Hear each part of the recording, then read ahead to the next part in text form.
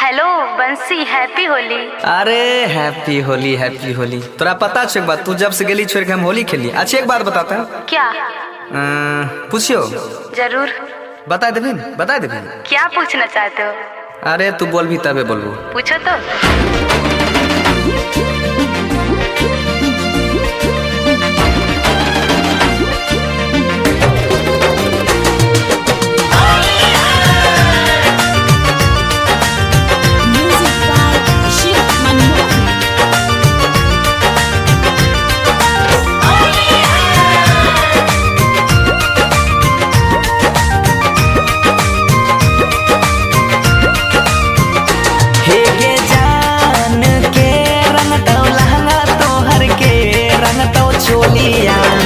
के कारा से खेला में तू होलिया गे जान, हे गई जान के रंग तो लहंगा तोहर के रंग तो चोलिया।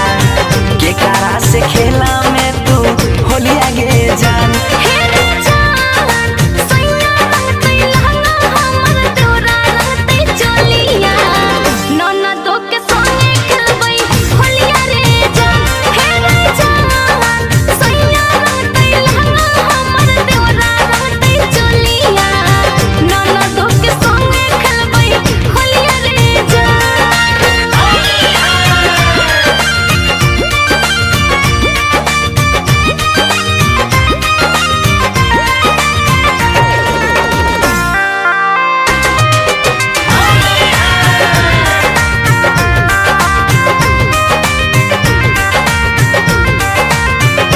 हे गई जान कौन रंग यो वीर रहतो, कौन रंग के सरिया के कर रहतो पीछा करिया गे जान। हे गई जान कौन रंग यो वीर रहतो, कौन रंग के सरिया के कर रहतो पीछा करिया गे जान।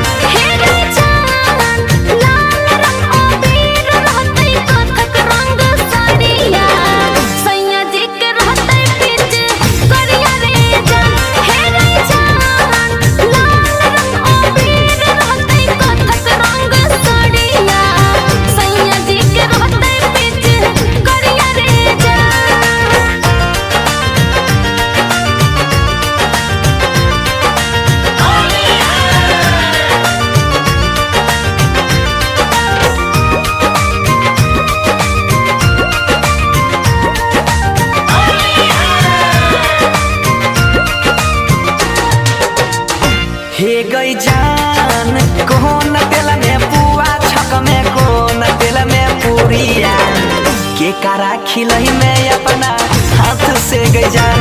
हे गई जान कौन तेल से पुआ, छक में कौन तेल से पूरिया के कारा खिलई में अपना हाथ से गई जान।